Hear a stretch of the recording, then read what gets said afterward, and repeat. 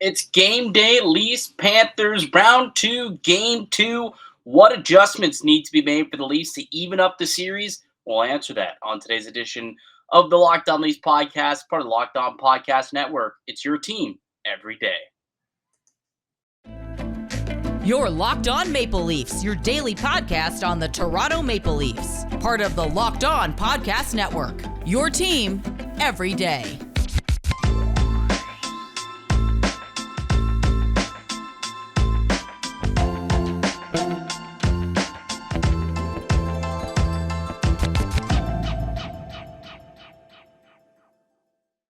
Hello and welcome into the May 4th edition of the Locked On Leafs podcast. Dave, may the 4th be with you.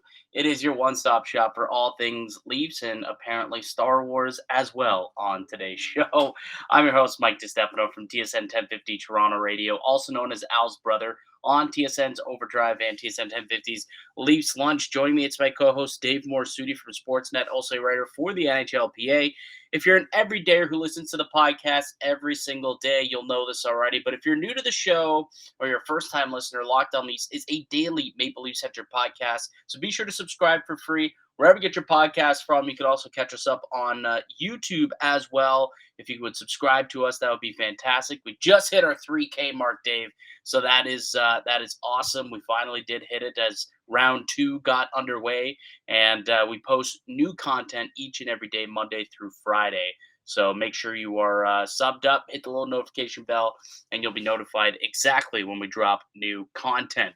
It's a game day today, David. Round two, game two. Leafs trying to even up the series here. And, the first game didn't go quite as planned, obviously, a 4-2 loss to the Florida Panthers. So we'll go through the keys to the game, and we'll talk a little bit about, what adjustments we believe may be made to the lineup and the game plan going forward. But before we get into all that, there's a couple of characters that I want to talk about and discuss who are kind of taking over, all of the Leafs Twitter right now, essentially, and it's these fans in jerseys, not Leafs jerseys, but opposition jerseys, who apparently are just anti-Leaf fans. They're not necessarily fans of any other team. They're at the game in Game One, rocking Florida jerseys, but guess what? They're also at the game against Tampa, rocking Tampa jerseys. But then in the regular season, and you find out that these people also popped up against the Kraken, the Coyotes. Like these people are just out here cheering against Toronto. It is insane. I kind of respect the pettiness of it, though. Yeah, first off, I guess they must be season ticket holders because they're in the exact same spot. They are. I was reading a story on Yeah. it today in the Toronto Star. They are season ticket holders. It's a father and a daughter. The father, massive Montreal Canadiens fan. So, for whatever reason, they just decided, okay, we're going to be anti-Leaf fans and we're going to cheer against them. We're going to cheer for whichever team is coming into Scotiabank Arena. But the crazy part was the daughter was saying in the article that they legitimately just like go and buy the away team's jersey that day. They go up to where the visitor section is on the second deck in that little corner where they actually sell the opposition's jerseys, and they actually go, and that's where they purchase their jerseys on game day at Scotiabank Arena. I mean, the Coyotes and Panthers fans must be very happy about that donation, considering like the small handful of jerseys they're probably able to sell. I don't think I've ever seen that though, where you can buy those jerseys in Scotiabank Arena. I must have missed that area, but it's that I'll credit them. They're spending a ridiculous amount of money to do this. Stupid amount of money. I mean, first of all, if they're buying them at the arena, they're 100% licensed NHL jerseys that Yep. cost over $200.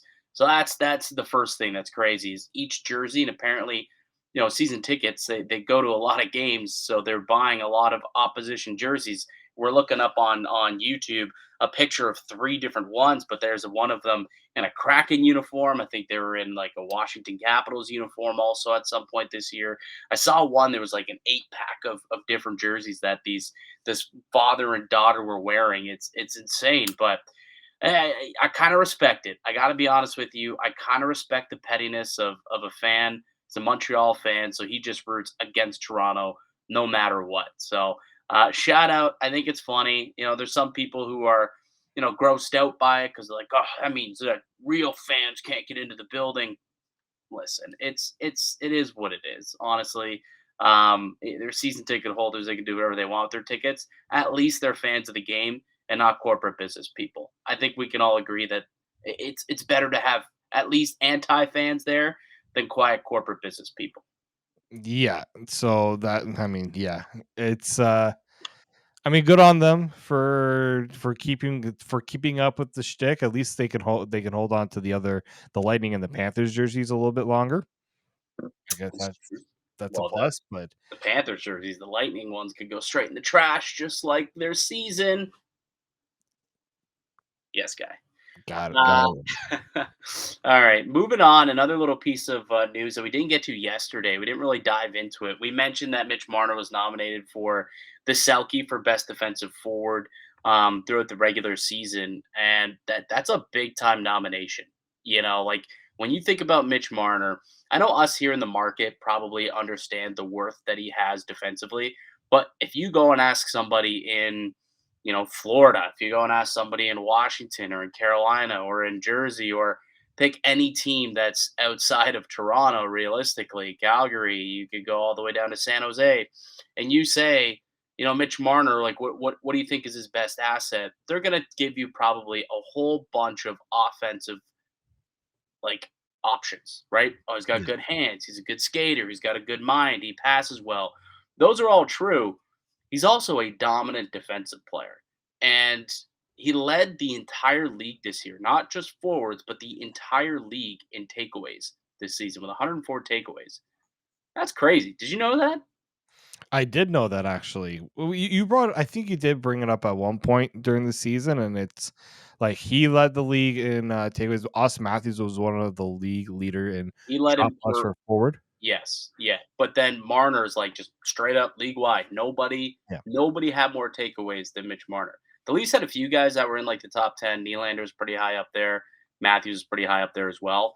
But Mitch Marner right up there at the tippy top. It was like him, and then I think Malkin was second. Brandon Hagel actually had a lot of takeaways as well. But like you think about the shot blocking that he does also, and his stellar play on the penalty kill. I'm glad that the those who were fortunate enough, the writers to have a ballot, really did give the guy the flowers he deserves for his defensive prowess, and he'll be a finalist for the Selkie. I don't think he's going to win it. I think it's going to be Patrice Bergeron Oh, ultimately. They're going to call it the Bergeron at some point if he retire when he retires, which could be a lot sooner than later, realistically. But I do think that Marner at some point will win a Selke in his career because he's that committed to playing a 200-foot game, and he's pretty darn good at it as well. yes, he is, and to get into that conversation with a Bergeron, even Nico Hischier, very underrated player defensively. You look at what he did actually in that series against the Rangers, help tightening things up defensively there. But Yeah. with Well, I remember was it Lindy Ruff? I think called him like Baby Bergeron I think so. I think you're right about when they that. came into Toronto. Remember they were on that massive winning streak of like 14 games or something like that, and Toronto put a stop to it. I might add, and they were talking about Hischier. He was asked about him, and he said as like a Baby Bergeron. Lo and behold, a few months later, he ends up right next to Bergeron and Marchand on the Selke ballot, as those guys are the three finalists here. Yep, and who knows how many more? I mean, we don't know what Bergeron's status is going to be going forward, if he's going to continue this, but maybe he can step aside and let somebody else win the award too, Yeah, going forward. Because yeah, would I be do think nice. he does. Also, earlier today, they did announce the Rookie of the Year, the Calder nominees. Owen Power is one, Matty Beniers is one, and Stuart the Skinner. goaltender, Stu Skinner, for the Edmonton Oilers Mhm. is the other one. So those are the three finalists. We'll see who ends up winning that award. When the award show is are they doing it after the season this year? Like last year was weird. They did it in the middle of the Stanley Cup final, but I know that was because it was a little bit longer because the start to the season was delayed a little bit. But are they doing it after the Stanley Cup is awarded? Typically they do. Last year was kind of a weird. They did it like in between games 3 and 4. Remember? It's in Nashville this year. Yeah, because I think it's in on the 26th, June 26th in Nashville, I believe. Right. Okay. So it'll be after the Yeah. Stanley Cup has been awarded. Thank God. I hated that so much Mhm. that they did it in It's the not do like the NBA. The NBA announces it during. No, but Yeah. it wasn't even the NBA because the NBA, they don't even have an award show. They just randomly announce awards throughout Yeah, the week. exactly. Like, it's really stupid. It's more like the NFL where Super Bowl week, it's like the Wednesday before, something like that, or the Saturday before the Super Mhm. Bowl. They have their NFL award show. It's more like that. But I think once the Stanley Cup is awarded, then you kind of have your award show afterwards. So we'll see, though. Good luck to Mitch Marner. I spoke with a few people up in the press box who were happy for him. They had him on their ballot, so they're happy that the rest of the Professional Writers Association also did put him on his ballot, and he's being recognized for his defensive game, which he himself said, he's proud of it. And I do recall earlier this season he was asked about it, and he said he would like to one day win a Selke. He doesn't want to just be known as an offensive player; he wants to be known as a complete 200-foot player. So, although he was asked about it after the game on Tuesday night, after a loss, of course, he Mhm. did come out and he was like, "Oh, yeah, it's pretty cool, but I'm just focused on winning a Stanley Cup. That's an individual award, but really it's a testament to all the five guys that are out there with me." He tried to make it into you know, a team award, but anyways, nonetheless, good luck to Mitch Marner. Let's take a quick break. On the other side, let's tee up this game tonight, pal. Leafs Panthers game number 2, and we'll do that after a word from Built Bar. Yes, if you're looking for a delicious snack but don't want all the sugar and calories, and you need to go and get the best tasting protein bar ever, and that is a Built Bar. You got to try this. If you're like me and you want to make healthier snack choices but don't want to compromise on taste, I got the thing for you: Built Bars and Built Puffs. Built Bars are healthy and taste amazing. Seriously, they taste so great, and you won't even realize they're good for you. That's why you got to try them. What makes Built Bars so good is they're made with 100% real chocolate and come in unbelievable flavors like churro, peanut butter brownie, and cookies and cream. I'm not sure how they do it, but these Built Bars have amazing macros like 130 calories, 4 grams of sugar, and a whopping 17 grams of protein.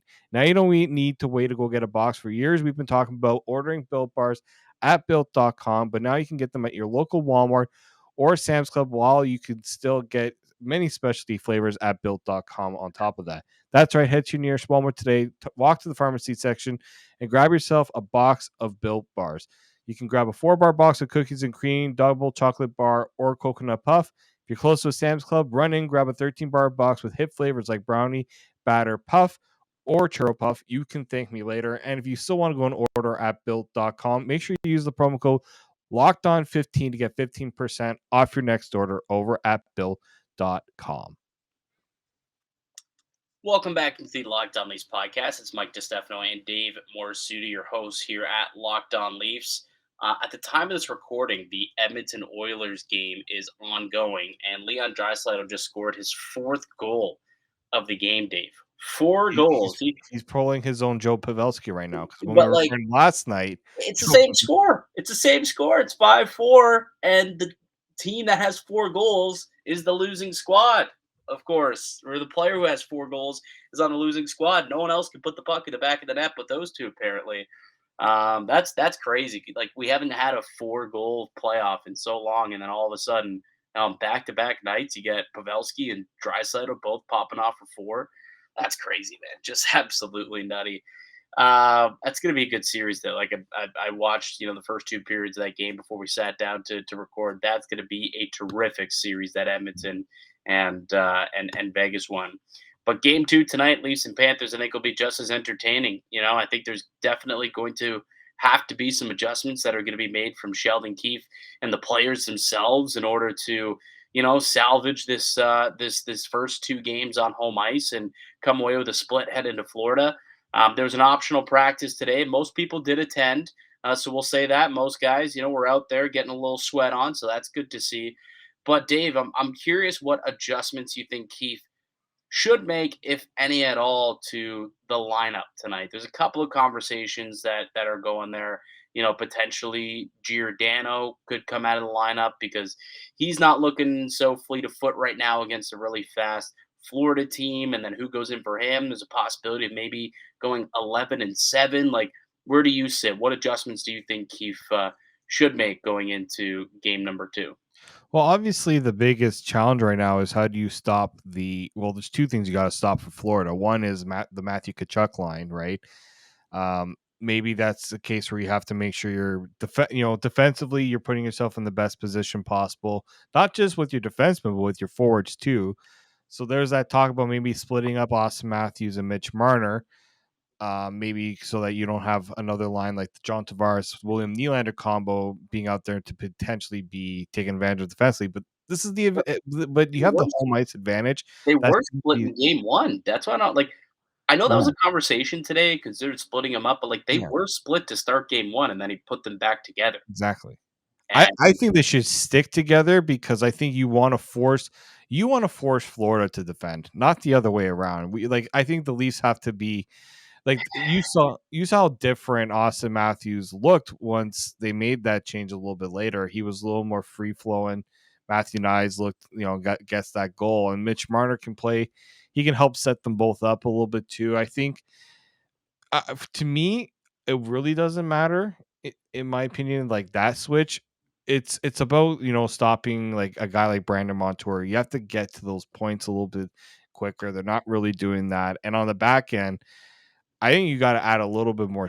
Like you got to find a way to counteract some of that speed, and guys are going to try to burn you on the back end. And Giordano's have a really hard time right now with the speed. It was happening in the first round against Tampa. Like that pace was hard for him to keep up.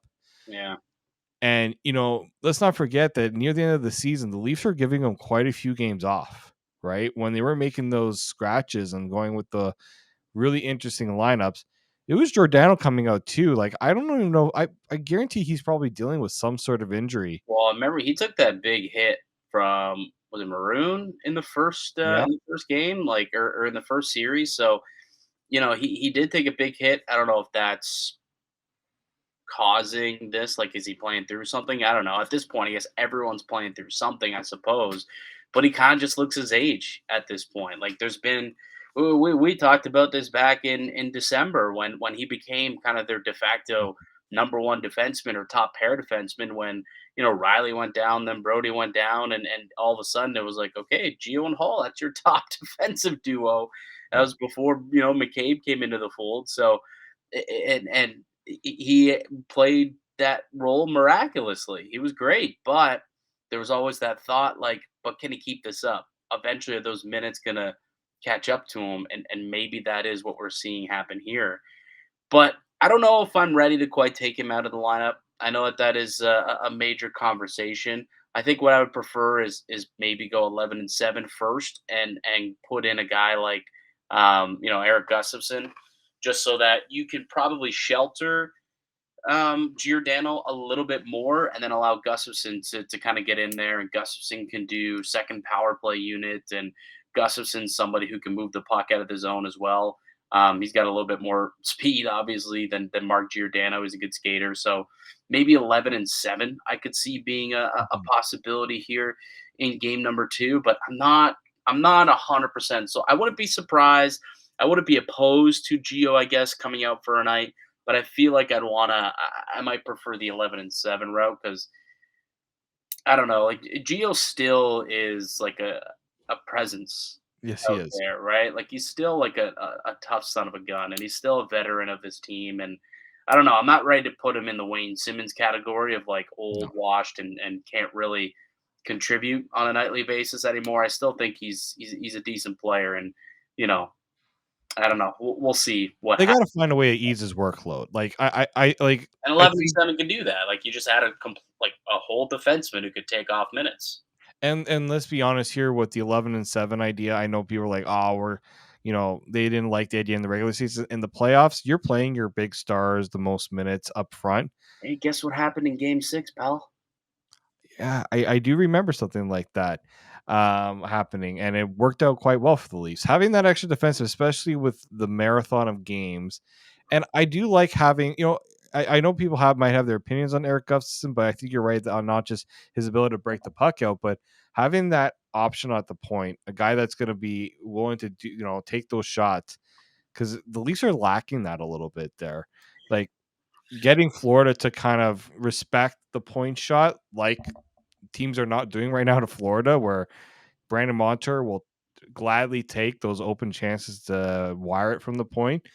It just makes it a lot easier for the forwards to get a little more room down low, because now you're trying to get your opponents to not collapse low in the zone. So I wouldn't hate the 11-7 idea, even just to try for this game while you also have the matchups, right? You can get Eric Gustafsson into more of those offensive zone opportunities.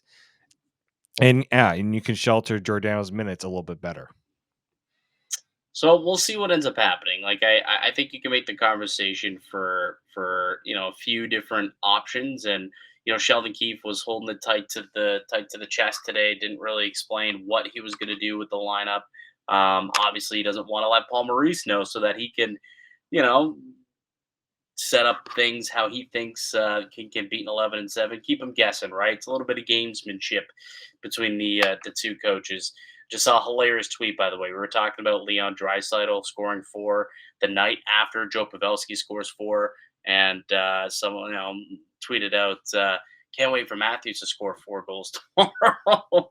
hey, we'll see if Wouldn't it hate happens. it. Wouldn't hate it. Speaking of, and I don't think he's the answer to this question, or maybe it could be for you, but if there was one player who you really want to see more out of tomorrow that you didn't see enough of in game one, who would it be? Up and down the lineup, who would it be? I mean, it's the obvious one is William Nylander. We got on his case quite a bit after game one, and for good reason. Um, I just think he has more to give for sure. Like he's done pretty well against Florida, right? His speed is something that can give this Florida defense a lot of fits. His skating, his ability to control the puck, those are things like force the pan. I'm constantly gonna bang this drum that you got to force the Panthers to defend more than they have, and you know. Yes, you got to respect the Panthers. I know there were some people in our comments saying we're not respecting the Panthers. We're not disrespecting the Panthers here. The Leafs are the better team, but they got to start showing that, and that's by having their top guys being more of a force and not afraid to take charge. And Nylander's gotta be more willing to do that. So he's definitely someone I'm looking to have a better game. But I also think it's Brody. TJ Brody's got to step up a lot more defensively. We're talking about the Matthew Tkachuk problem. He's now getting the well-deserved credit of being one of the top players in these playoffs. It's now up to this Leafs defense to figure out how to stop him or limit him at least. Yeah, and that's almost where it's like, you gotta see more from Keith, right? Like Yeah. what about the coach? Like you got to make some adjustments here. He wasn't able to find a way to make the right adjustments to stop Matt Kachuk, because that entire line, no matter who they threw at him, was able to, you know, pretty much hem them in their own zone the whole time. The guy, I think it was 69% expected goals, outshot the Leafs like 13 to 5 while he was out there on the ice with his line. So yeah, that dude was a menace tomorrow, and absolutely the guys in particular who are going to have to shut him down. It's going to have to be TJ Brody and Jake McCabe, who didn't have a very strong game. Obviously, the Verhaeghe goal was tough. I think McCabe, though, like a -3 in game number one. So he was on the ice quite a bit, fishing pucks out of the back of the net. So he's someone I think really needs to step up his game. Just those two as a whole, they got to be the shutdown duo that they were in the first round. They limited points, Stamkos and Kucherov, to just one goal the entire series at 5-on-5. They got to try and do the same thing to this Kachuk, Bennett, and Nick Cousins line. If they can do that, there's not a whole lot more scoring coming throughout that lineup. Toronto should have a much better chance to win the game. So I'm with you. I think Nylander for sure. Offensively, defensively, that top pair, that shutdown pair of TJ Brody and Jake McCabe. All right, on the other side, Dave, let's go through our 3 keys to victory tonight for the Toronto Maple Leafs. So we'll do that in just a quick moment. I'm Mike DiStefano with Dave Morassutti. You listen to the Locked On Leafs podcast, part of Locked On Podcast Network. It's your team every day. Welcome back into the Locked On Leafs podcast. It's Mike DiStefano and Dave Morassutti. We're hosts here at Locked On Leafs, a Maple Leaf centric podcast. We got new eps coming out each and every weekday, Monday through Friday. We also got a Discord channel, which we'll kind of pin in the comment section below. You can go and join that and join the Locked On Leafs family there. It's always popping off, and on game days, it pops off even more. So if you're listening and you want to join in on the action, make sure you join our Discord as well. All right, buddy. Game one did not go as planned. It was a 4-2 loss. Toronto Maple Leafs, it's not that they were severely outplayed, but I think Florida took it to them at stretches, and really they had some great goaltending from Bobrovsky, obviously, but they had no answer for Matt Tkachuk and his line as well. So what do you think are going to be the three keys to tonight's game for the Toronto Maple Leafs to even up the series at one apiece heading to Florida? Well, you kind of brought up Sheldon Keefe in the in the previous segment. I think Sheldon Keefe has got to find a way to not get that fourth line out against Florida's top line. I think instead of trying to defend Matthew Tkachuk, you got to force Matthew Tkachuk into the other zone. It's a pretty easy way to do that. When he puts Matt Tkachuk on the ice for an offensive zone faceoff, don't put your fourth line out there to take the faceoff. That would be an interesting idea. Maybe might be a decent option. I know he used them a lot defensively against the Tampa Bay Lightning, but it's just, I don't know. This is a different line. It just is like the top six of Tampa Bay. They were able to kind of handle those guys. I don't know. Matt Tkachuk's just a bit of a different beast. I think you're probably going to have to match up, Ryan O'Reilly and Noel Chari against these guys. I would think not the fourth line. I'm with you. At least that would be where I would start. There is like he's got to be priority number one. Force other guys on Florida to beat you. Right? If Carter Verhaeghe scores, he's been doing that quite a bit. But if it's you don't want to hear about Matthew Tkachuk having a 3-point night and things like that. That's usually not going to go well for you, especially if you're trying. You don't want to go down 0-2 in this series. Like that's just not a great recipe for success. Let's just say. Yeah, completely agree. One of my keys also is just like limit Kachuk's time and space. So, we kind of hit on that there. One other one, traffic to the net. I think they got to make sure that they get more traffic in front of Bobrovsky, take away those sight lines, and use some of the similar tactics he used against Andrei Vasilevsky. Like, it's funny how much of a big deal was made about Vasilevsky and his lack of eyesight from point shots and high tips and deflections. I would imagine most goaltenders, when you're screened, can't see a puck or a very late deflection that changes the trajectory of a puck. Most goaltenders would have troubles with that.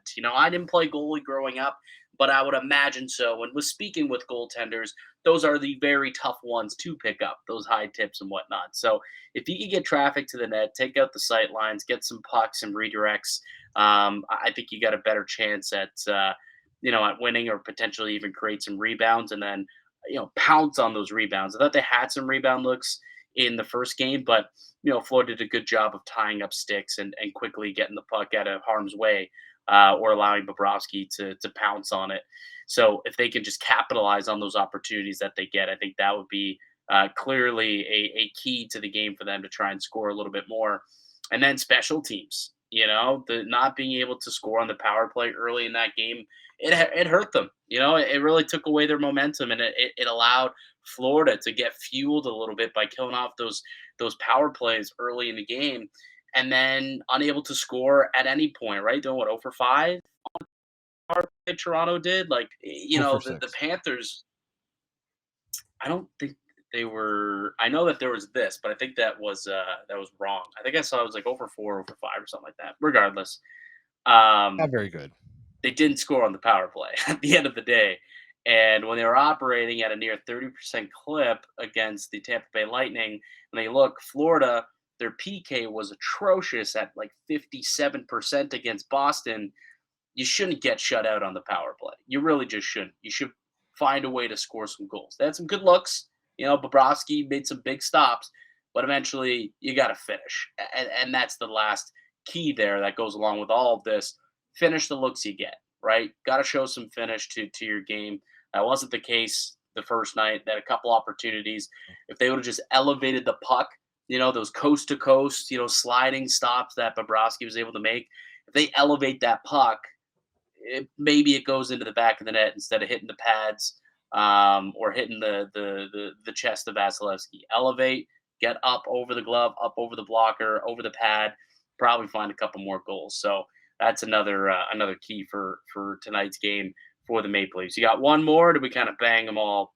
I think we got all of them for sure. Like, the Leafs just can't. The Leafs just have to. I think if they take a lot from what they did from game one and just hope for a little bit more, a few of the bounces to go their way that didn't go their way in game one, I still think the Leafs, I mean, you got to like their chances still. It's just, making those tweaks I think will be important and not panicking too much right off the start too. Like having a good start to this game is going to be important because if Florida gets that first goal, the confidence is just going to go through the roof for this group. The Maple Leafs coming off of losses in the regular season were 19-10-3. No, 24-5-3. Yeah, 24-5-3 coming off of losses this past season. Right? 24-5-3. Yes, that number checks out, I believe. Samsonov, 13-1-2 after losses. So there's a strong record. You look at game one, what they do in game two, came out, blew the doors off in Tampa Bay. They lost in game five. What they do, come out, beat Tampa Bay. Samsonov had a very strong performance, and they won that game 2-1. So they've shown that they can bounce back pretty solid throughout the year, and then even in round one. So you should have some faith and some confidence that this team will bounce back and get the job done that they did not do in night number one of the second round. I think tonight they even up the series and head to Florida with a split, and then from there you try and grab one, hopefully two, and wrestle home ice back from them. Any last words, Dave, or you want to wrap it up for the day? Last words is I was able to bring out a little old relic from my past, my Cujo jersey. Move the head. There it is, little Cujo. Love it. I gotta bring some sort of luck to this team. So we're bringing out the jersey from the last time the Leafs made it past the second round in the playoffs. That's right. 0-2 Cujo brought him through, and then Carolina. How's the Carolina? They lost to Carolina in the third round. Who won against Jersey? They did win against Jersey. We could see another Carolina Leafs Eastern Conference Final again. Wouldn't hate it. Could you imagine Freddie Anderson taking on the Maple Leafs in the Eastern Conference Final? Boy, would that ever be good theater? Good theater, David. All right, buddy. Good stuff. Thanks, everyone, for tuning in today on the podcast. I'd like to thank you all for listening and supporting the show. You can subscribe to the Locked On Leafs podcast on all podcasts and platforms. Also up on YouTube as well, and receive daily Leafs content. Follow myself on Twitter at Mickey_Canuck. Follow Dave at D_Morassutti. The show as well at Locked On Leafs. We'll be back with another episode for you guys tomorrow. We will be recapping game number 2. Leafs Panthers tonight, 7 p.m. Go Leafs, go. But until then, keep it locked right here on Locked On Leafs.